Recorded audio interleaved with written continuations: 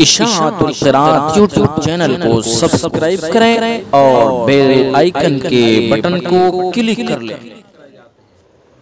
مختصراً پھر عرض کر دوں کہ انسان کے منہ میں کل 32 دانت ہوتے ہیں، 16 اوپر 16 نیچے۔ سامنے کے چوڑے، بالکل جو سامنے والے دانت ہیں چوڑے 4 دانت، ان کو ثناء کہتے ہیں، اور ان میں اوپر والے ثناء یا نیچے والے ثناء سفلی۔ پھر ثناء کے برابر میں 4 دانت اور ہیں، دائیں بائیں اوپر نیچے ایک ایک، وہ کون سے ہیں؟ رباعیات ہیں۔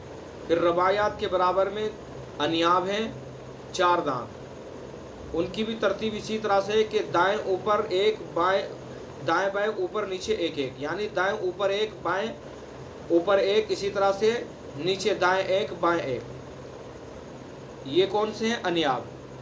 پھر انیاب کے برابر میں ہے زواحق۔ زواحق یہ بھی 4 دانت ہیں، ان کی بھی ترتیب یہی ہے کہ دائیں بائیں اوپر نیچے ایک ایک۔ انیاب کے برابر میں 12 دانت ہیں طواحن۔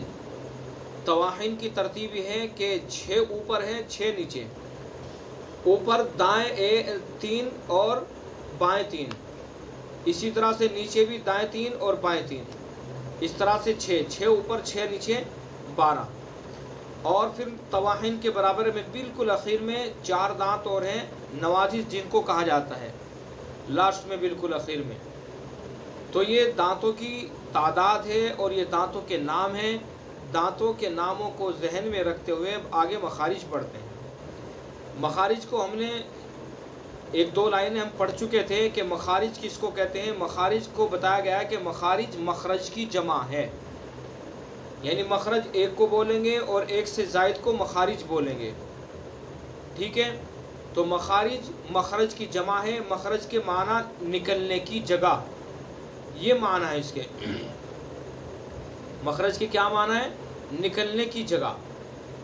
اور تجوید کی اصطلاح میں مخرج کہتے ہیں کہ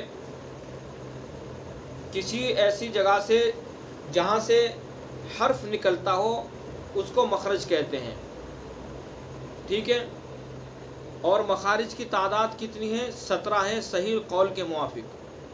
صحیح قول کے موافق مخارج کی تعداد 17 ہیں۔ دیکھیں کل حروف 29 ہیں اور مخارج 17 ہیں۔ مخارج 17 اس لیے ہیں کہ بعض حروف کے مخارج ایک ایک ہی ہیں، یعنی 3 حروف ان کا مخرج ایک، تو اس طرح سے 17 مخارج ہیں اور حروف 29 ہیں۔ چلیے اب آج کا سبق ہم باقاعدہ کتاب کے اندر پڑھتے ہیں اور وہاں مخارج کو اچھی طرح سے سمجھتے ہیں۔ 4-4 5-5 مخارج روزانہ پڑھ لیں گے ہر کلاس کے اندر، تو انشاءاللہ اس طرح سے مخارج ہمیں یاد ہو جائیں گے۔ دانتوں کے نام آپ پڑھ چکے ہیں، اب یہ مخارج ہیں۔ مخارج مخرج کی جمع ہے۔ مخرج کے معنی ہے نکلنے کی جگہ۔ اصطلاح میں جس جگہ سے کوئی حرف نکلتا ہے اس کو مخرج کہتے ہیں، ٹھیک ہے۔ جس جگہ سے کوئی حرف نکلتا ہے، یعنی دال جہاں سے نکلتا ہے تو اس کو مخرج کہتے ہیں۔ جس جگہ سے بھی کوئی حرف نکلتا ہے اس کو مخرج کہتے ہیں۔ کل حروف 29 ہیں اور 29 حروف کے لیے صحیح قول کے موافق 17 مخرج ہیں، ٹھیک ہے۔ اب یہ لیجئے شروع ہوتا ہے مخارج کا بیان۔ الف کا مخرج، سب سے پہلے الف کا مخرج جوف دہن یعنی منہ کا خلا، یہ مخرج ہے اس کا، جوف دہن یعنی منہ کا خالی حصہ، یہ الف کا مخرج ہے۔ الف جو ہم پڑھ رہے ہیں نا، الف، یہ الف کا تلفظ نہیں ہے، بلکہ الف جو ہے الف سے پہلے زبر آتا ہے تو اس کو پڑھتے ہیں جیسے با الف زبر با، یہ جو آواز کھنچ رہی ہے تو منہ کے خالی حصے سے جو نکل رہا ہے یہ الف نکل رہا ہے، با با تا تا، ٹھیک ہے۔ تو الف کا مخرج ہوا جوف دہن یعنی منہ کا خلا، منہ کا خالی حصہ۔ با کا مخرج دونوں ہونٹوں کی تری کا حصہ، دونوں ہونٹوں کی تری کے حصے سے با نکلتا ہے، کیسے؟ با با، تر والے حصے سے نکالیں گے با کو، ٹھیک ہے۔ با با، مخارج بھی پڑھتے رہیں اور ساتھ ساتھ ان کی مشق بھی کرتے رہیں۔ حروف کی صحیح ادائیگی اسی وقت ہوگی جب کہ ان کی مشق کی جائے گی، ٹھیک ہے؟ تو پہلے مخرج کو ذہن میں رکھیں کہ کیا مخرج ہے اس کا، کہاں سے نکالنا ہے، اور پھر اس جگہ سے اس کو نکالنا ہے، اس کی مشق کرنی ہے، ٹھیک ہے؟ دونوں ہونٹوں کی تری کے حصے سے ہمیں با کو نکالنا ہے۔ دیکھیے دونوں ہونٹوں کی تری کے حصے کے علاوہ اگر ہم خشکی والے حصے نکالیں گے تو یہ با نہیں بالما بن جائے گا، تو اس لیے جو تر حصہ ہے ہونٹوں کا وہاں سے با کو نکالیں گے۔ بے نہیں پڑھیں گے اس کو، بے تے سے، یہ طریقہ درست نہیں ہے، یہ مجہول ہوتا ہے، تو اس طرح سے نہیں پڑھنا، بالکل سیدھا پڑھنا ہے، با تا سا، ٹھیک ہے؟ تو با کا مخرج دونوں ہونٹوں کی تری کا حصہ، تا کا مخرج زبان کی نوک اور ثنا علیا کی جڑ۔ یہ دیکھیے دانت کا نام آ چکا ہے، زبان کی نوک اور ثنا علیا کی جڑ۔ ثنا علیا کون سے ہیں؟ سامنے کے چوڑے 4 دانتوں میں سے جو اوپر والے 2 ہیں وہ ثنا علیا ہیں۔ آپ نے پڑھا نا کہ سامنے کے 4 دانت ثنا کہلاتے ہیں، اوپر والے ثنا علیا اور نیچے والے ثنا سفلا۔ تو زبان کی جو نوک ہے، اس نوک کو ثنا علیا کی جڑ پر لگائیں گے، جو اوپر والے جو دانت ہیں تو ان کی جڑ پر لگائیں گے، ت ت ت ت، ٹھیک ہے؟ یعنی جو مخرج ہے وہاں سے ہمیں اس حرف کو نکالنا ہے، تو زبان کی نوک کو ثنا علیا کی جڑ پر لگائیں اور ادا کریں، ت ت ت۔ جو حرف کا جو مخرج ہے اس مخرج سے، اس جگہ سے جب ہم حرف کو نکالیں گے تو حرف کے اندر خوبصورتی پیدا ہوگی، صحیح تلفظ بھی ہوگا، اور تجوید کے جو معنی ہیں ہم نے پڑھے شروع میں، عمدہ کرنا، اچھا کرنا، حرف کے اندر عمدگی پیدا ہوگی، ٹھیک ہے؟ ایک تو ہم نے پڑھ دیا ویسی تا، لیکن اس کے مخرج سے ہم نے پڑھا ت حت ت تیا، حت ت تیا، ٹھیک ہے؟ ت زبان کی نوک ثنا علیا کی جڑ، سمجھ میں آ گئی بات؟ سا کا مخرج زبان کی نوک اور ثنا علیا کا کنارہ، زبان کی نوک کو ثنا علیا کے کنارے پر لگائیں گے۔ تا کو ادا کرتے وقت ثنا علیا کی، زبان کی نوک کو ثنا علیا کی کہاں لگائیں گے؟ جڑ پر لگائیں گے، ٹھیک ہے؟ اور سا کو ادا کرتے وقت زبان کی نوک کو ثنا علیا کے کنارے پر لگائیں گے۔ تا بھی ثنا علیا سے ادا ہوگا اور سا بھی ثنا علیا سے ادا ہوگا، بس جگہ تبدیل ہوگی، دونوں کی جگہ چینج ہوگی، کہ زبان کی نوک کو تا کو ادا کرتے وقت ثنا علیا کی جڑ پر لگائیں گے، اور سا کو ادا کرتے وقت زبان کی نوک کو ثنا علیا کے کنارے پر لگائیں گے۔ کس طرح سے؟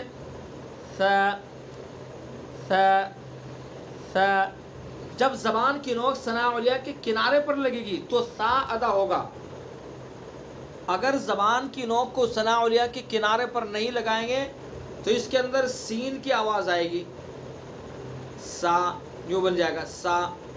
تو ہمیں سا نہیں کرنا اس کو، بلکہ زبان کی نوک کو ثنا علیا کی کنارے پر لگائیں گے، سا سا سا سا، نرمی کے ساتھ اس کو نکالیں گے، اس کے اندر ذرا بھی سختی نہیں ہوگی، ٹھیک ہے؟ تو زبان کی نوک کو ثنا علیا کے کنارے پر لگائیے اور ادا کیجئے، سا سا سا۔ یہ سمجھے اگر اس کے اندر سختی کی آواز آ رہی ہے تو سختی کی آواز آنے کا مطلب یہ ہے کہ سا کا جو مخرج ہے وہ صحیح ادا نہیں ہو رہا ہے، زبان کی جو نوک ہے وہ کہیں اور ٹچ ہو رہی ہے ہماری، تو اس وجہ سے اس کے اندر سختی کی آواز آئے گی۔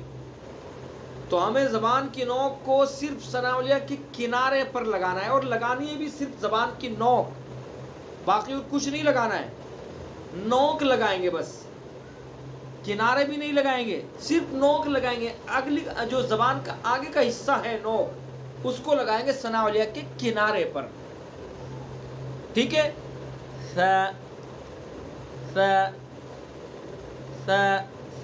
ٹھیک ہے. چلیے آگے چلتے ہیں. جیم. جیم کا مخرج زبان کا بیچ اور اس کے مقابل اوپر کا تالو، یہ جیم کا مخرج ہے. زبان کا بیچ اور اس کے مقابل اوپر کا تالو. زبان کا جو بیچ کا حصہ ہے اس کو بالکل سیدھا اس کے اوپر لگائیں گے اور پھر ادا کریں گے جیم جیم.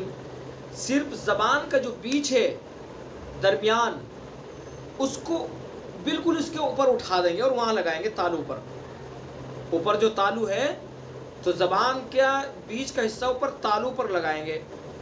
باقی زبان کی نوک، کنارے، کروٹیں سب کو بچا کر کے رکھیں گے. صرف زبان کا بیچ اوپر تالو پر لگائیں گے تو جیم ادا ہو جائے گا جیم جیم.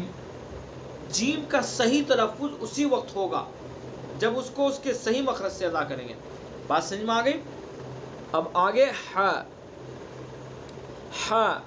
وسط حلق یعنی حلق کا درمیانی حصہ. وسط حلق یہ ح کا مخرج ہے. آگے اس کی وضاحت ہے یعنی درمیانی حلق کا درمیانی حصہ. وسط حلق یعنی حلق کا درمیانی حصہ. تو حلق کا جو بیچ والا حصہ ہے وہاں سے ح کو ادا کریں گے ح. آپ حلق کے بیچ میں اپنی انگلی رکھیں اور پھر ادا کریں ح ح ح ح. الحمد الحمد الحمد الرحمن الرحیم بسم اللہ الرحمن الرحیم. ٹھیک ہے، یہ ح کا ادائیگی ہے ح کی. خ. ادنائے حلق یعنی حلق کا منہ کی طرف والا حصہ. خا کو بھی حلق سے ہی ادا کریں گے، صرف جگہ کی تبدیلی ہے. ہاں کو کہاں سے ادا کریں گے؟ ذرا منہ کی طرف سے ادا کریں گے، حلق کے بیچ میں سے نہیں بلکہ آگے سے ادا کریں گے، اگلے والے حصے سے. ٹھیک ہے. خا خا خا خا. خلق من شر ما خلق. ٹھیک ہے، یہ خا ہو گیا. آگے دال. دال کا مخرج وہ ہے جو اوپر آپ نے تا کا پڑھا ہے. تا دال طا 3 حروف ہیں، یہ تینوں کا مخرج ایک ہے. دال کا مخرج زبان کی نوک اور ثنا علیہ کی جڑ. زبان کی نوک کو ثنا علیہ کی جڑ پر لگائیں گے اور ادا کریں گے دال دال تا دال تا دال. ان کا مخرج ایک ہے. ان کے اندر جو فرق کیا جاتا ہے وہ صفات کے ذریعے سے کیا جاتا ہے. ٹھیک ہے. لال. لال کا مخرج جو ہے جو آپ نے سا کا پڑھا ہے، زبان کی نوک ثنا علیہ کا کنارہ. سا زال ظا تینوں کا مخرج ایک ہے، زبان کی نوک اور ثنا علیہ کا کنارہ. لال لال.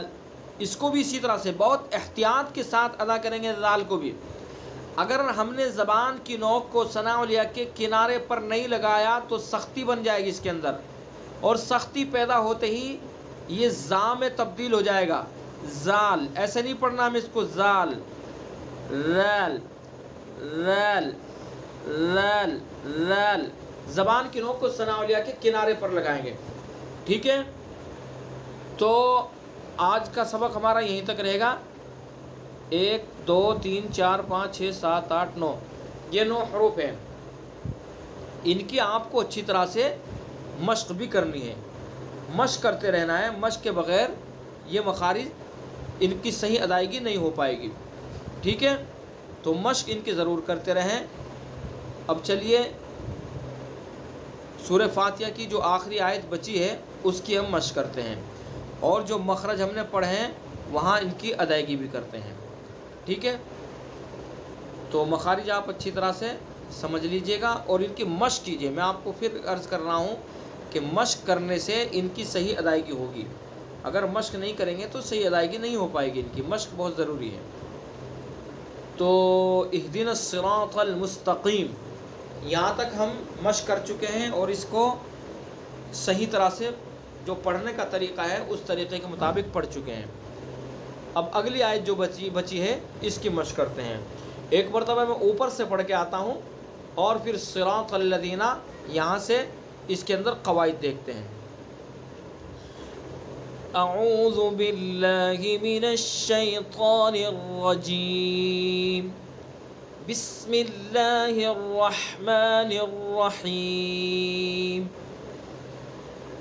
الحمد للہ رب العالمین، الرحمن الرحیم، مالک یوم الدین، ایاک نعبد و ایاک نستعین، اہدنا الصراط المستقیم. یہ دیکھیں یہاں تک ہم مکمل مشق ان کے قواعد کے مطابق کر چکے ہیں. اب اگلی آیت، صراط الذین انعمت علیہم، صاد کو پر پڑھیں گے. ابھی آپ نے جو مخرج پڑھے ہیں، مخارج کے ساتھ ساتھ ان کی صفات کا ادا کرنا بھی ضروری ہے. صاد کی صفت ہے اس کو پر کرنا، منہ بھر کے پڑھنا. اگر ہم نے اس کو منہ بھر کے نہیں پڑھا، جو اس کی صفت ہے وہ صفت رہ جائے گی، اور اس کی صفت کے ختم ہوتے ہی یہ حرف سین میں بدل جائے گا. تو اس لیے صاد کو پر بھی کرنا ہے. پر کرنے کا طریقہ یہ ہوتا ہے کہ زبان کا جو پچھلا حصہ ہوتا ہے اس کو اوپر تالو پر لگاتے ہیں. صیرا صیرا صیرا صیرا. صاد کو بھی پر پڑھیں گے، را کو بھی پر پڑھیں گے، الف کو بھی پر پڑھیں گے، طا کو بھی پر پڑھیں گے. یہ 4 حروف ہیں، چاروں حروف پر پڑھے جائیں گے. صراط الذین، صرا، اگر ہم نے پڑھا صرا صرا، یہ بھی غلط ہو جائے گا. ہمیں صاد کو بھی پر پڑھنا ہے، را کو بھی پر پڑھنا ہے، الف کو بھی پر پڑھنا ہے، طا کو بھی پر پڑھنا ہے. صراط الذین، صراط الذین انعمت علیہم، الذین. دیکھیے یہ ابھی آپ نے مخرج پڑھا ہے، زبان کی نوک ثنا علیہ کا کنارہ. صراط الذین، اگر ہم نے اس کو رال کو اس کے مخرج سے ادا نہ کیا تو پھر یہ حرف زا میں بدل جائے گا. صراط الذین نہیں پڑھنی ہمیں، اس کے اندر سختی نہیں پیدا کرنی. سختی جیسے اس کے اندر ہم نے پیدا کر دی تو یہ حرف بدل جائے گا، اور یہ لحن جلی غلطی ہو جائے گی، بڑی غلطی. تو اس لیے نرمی کے ساتھ جو مخرج آپ نے پڑھا ہے اس مخرج کے مطابق اس حرف کو پڑھنا ہے. زبان کی نوک ثنا علیہ کا کنارہ، زبان کی نوک کو ثنا علیہ کے کنارے پر لگانا ہے. صراط الذین، صراط الذین انعمت علیہم، انعمت علیہم، انعمت. ٹھیک ہے، انعمت. اس کے اندر انع کے نون ساکن ہے، اس کے بعد عین ہے، تو یہاں اظہار ہوگا، اظہار حلقی. اس کو یعنی انعمت ایسے نہیں پڑھیں گے، انعمت اس طرح پڑھیں گے. نون ساکن ہے، اس کو بھی صاف ادا کرنا ہے، یعنی اس کے اوپر ہمیں حرکت نہیں دینی ہے. عین کا جو مخرج ہے اس کو اس کے مخرج کے مطابق پڑھنا ہے. میم، میم کے اندر بھی اظہار ہوگا، اس کے اندر اظہار شفوی ہوگا، یعنی اس کو بھی جلدی سے پڑھنا ہے. انعمت، انعمت ایسے نہیں پڑھنا. بہت سے لوگ پڑھتے ہیں صراط الذین انعمت، انعمت، انعمت. یہ نون کے اوپر زبر اگر ہم نے پڑھ دیا تو یہ غلط ہو جائے گا. ٹھیک ہے، اور یہ حرکت اسی وقت پیدا ہوگی جب کہ ہم سکون کو جلدی سے نہیں پڑھیں گے. ٹھیک ہے، تو جلدی سے سکون کو ہمیں پڑھنا ہے، جزم کو. صراط الذین انعمت علیہم، انعمت علیہم، علیہم، علیہم، علیہم. یا معروف ہے علیہم، علیہم نہیں پڑھنا اس کو، علیہم. یہ بہت سے لوگ علیہم پڑھتے ہیں اس کو، علیہم. صراط الذین انعمت علیہم، علیہ غلط ہے، یہ علیہم پڑھنا ہے، علیہم. صراط الذین انعمت علیہم، علیہم، علیہم، غیر المغضوب، غیر المغضوب. غی یہ بھی معروف ہے، غین یہاں زبر غی، غے نہیں، غے، غیر المغضوبی، غیر غلط ہو جائے گا، غیر، تو غیر پڑھنا ہے اس کو، غیر نہ کہ غیر، بات سمجھ میں آ رہی؟ غیر المغضوب علیہم، غین کی جو صفت ہے استعلا، پر کرنا، منہ بھر کے پڑھیں گے، ضاد کو بھی منہ بھر کے پڑھیں گے، اور ضاد کا جو مخرج ہے اس مخرج سے ادا کریں گے، مغضوبی نہیں ہے، یہ مغضوبی اگر پڑھیں گے تو غلط ہو جائے گا، مغضوبی بھی نہیں پڑھنا ہے، بلکہ ضاد کا جو مخرج ہے زبان کی کروٹ اوپر کی ڈاڑوں کی جڑ سے ادا کریں گے، مخرج آپ پڑھیں گے تو اس میں سمجھ میں آ جائے گا، زبان کی کروٹ کو اوپر کی ڈاڑ پر لگائیں گے، مغضوب، مغضوب، غیر المغضوب، مغضوب، غیر المغضوب علیہم ولا الضالین، ٹھیک ہے، علیہم اسی طرح سے، یعنی علیہم نہیں پڑھنا اس کو، ولا الضا، ولا الضا، ولا الزوا یہ نہیں پڑھنا، ولا الزوا، ولا الزوا بھی نہیں پڑھنا، ولا الدعا بھی نہیں پڑھنا، کیا پڑھنا بلکہ اس کے صحیح مخرج سے پر کر کے اس کو پڑھیں گے، مخرج اس کا زبان کی کروٹ اوپر کی ڈاڑوں کی جڑ اور صفت اس کی پر کرنا، پر پڑھیں گے اس کو، ولا الضا، ولا الضالین، اور مد لازم ہوگا اس کے اندر، یعنی اس کو ضاد کو میں کھینچنا ہے، کم سے کم 3 الف کھینچنا ہے اس کو، اگر ہم نے 3 الف نہیں کھینچا تو یہ تجوید کے خلاف ہو جائے گا، اگر ہم نے پڑھا ولا الضالین تو یہ صحیح نہیں ہے، ولا الضالین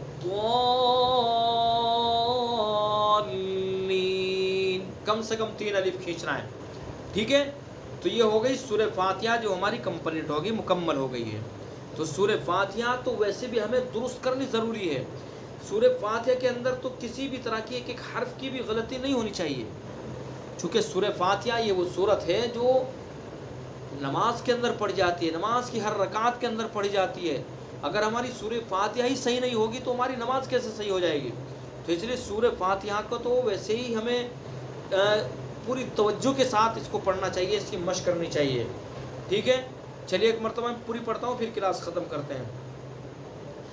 بسم اللہ الرحمن الرحیم، الحمد للہ رب العالمین، الرحمن الرحیم، مالک یوم الدین، إياك نعبد وإياك نستعين، اهدنا الصراط المستقيم، صراط الذين أنعمت عليهم غير المغضوب عليهم ولا الضالين۔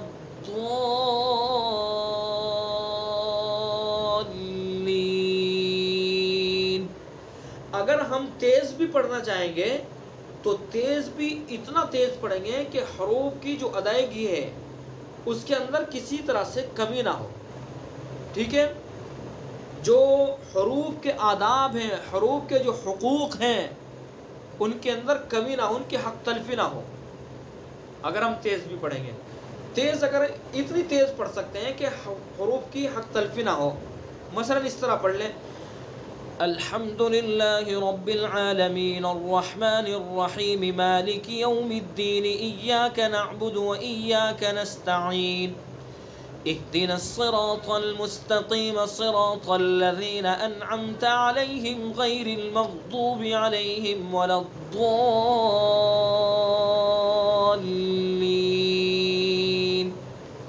ٹھیک ہے، اگر ہم جو ایک طریقہ ہے ہمارا خاص طور سے 5 جو تراویح پڑھتے ہیں، الحمدللہ رب العالمین الرحمن الرحیم مالک یوم الدین ایاک نعبد و ایاک نستعین صراط المستقیم صراط الذین انعمت علیہم غیر المغضوب علیہم ولا الضالین، یہ کوئی طریقہ نہیں ہے قرآن پڑھنے کا، اس طرح سے پڑھنے سے کوئی فائدہ نہیں ہے، اس طرح قرآن پڑھنے سے بجائے اس کے کہ آپ کو ثواب ملے الٹے گناہ کے مستحق ہوں گے، تو اس لیے تیز بھی اگر پڑھیں تو اتنی تیز پڑھا جائے کہ تمام حروف کی ادائیگی ہو، کسی حرف کی حق تلفی نہ ہو، قواعد کی رعایت ہو، ان تمام چیزوں کا خیال کرتے ہو آپ تیز پڑھ سکتے ہیں، ٹھیک ہے، تو یہ رہی آج کی کلاس، آپ اس کی اچھی طرح سے مشق کر لیجئے، اور انشاءاللہ اگلی کلاس کے اندر سورۃ الناس کی مشق کریں گے۔